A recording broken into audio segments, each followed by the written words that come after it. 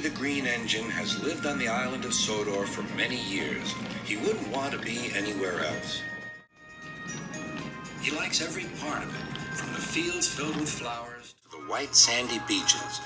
But there is one place that Henry always enjoyed visiting more than any other. His driver knew this too.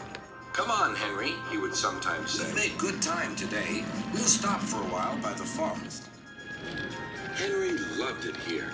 The forest was full of broad oaks and tall pines.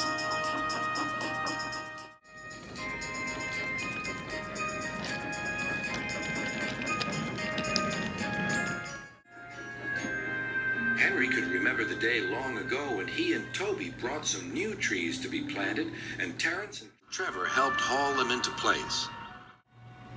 Now he could see the trees growing amongst the others on the hillside. Henry always felt better for being here. He couldn't really explain why, but his driver understood. "It's peaceful," he said to Henry. But one night, everything changed.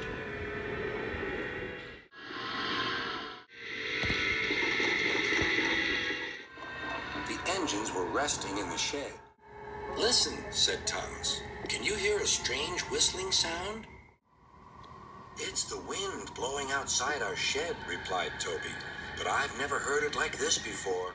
"Do you know," added James, "if Gordon wasn't here now, I'd say it was him thundering by with the express." All the engines laughed, except Henry. "I hope the wind won't harm the forest." By morning, the fierce winds had gone, but the damage was done. Henry's driver came to see him in the yard. "Trees have fallen on the line," he said. "We must help clear the tracks." Donald set off at the breakdown train, and Henry followed. Trees lay everywhere. The hillside now looked so bare. Henry felt sad. What will happen to all the animals who live here, he thought.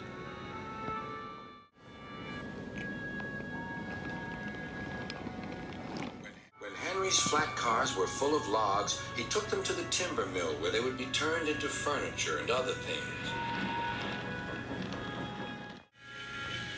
Henry was glad the wood was being put to good use, but he was still sorry to lose part of his forest. "Oh dear," sighed Toby to Thomas. "I wish there was something we could do to make things better again." "Yes, indeed," replied Thomas. "But what? We can't mend broken trees." "Hello, Toby," said Sir Topham Hatt. "You do look glum." "I'm sad about the trees," said Toby. "And so is Henry. The forest is a special place to him. Now some of it is gone." "We'll soon put that right," replied Sir Topham Hatt. "I have an important job for you, Toby. I would like you to take some freight cars to the forest." When the freight cars arrived, Toby was delighted. They were full of splendid young trees all ready for planting. "This is the best job I've ever had," said Toby happily. He was most surprised.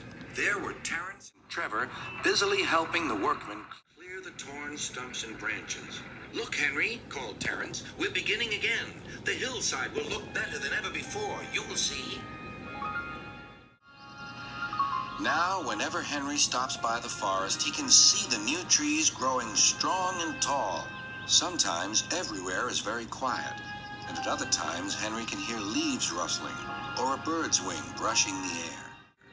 Often he can hear the distant sound of children laughing, and always he is happy here.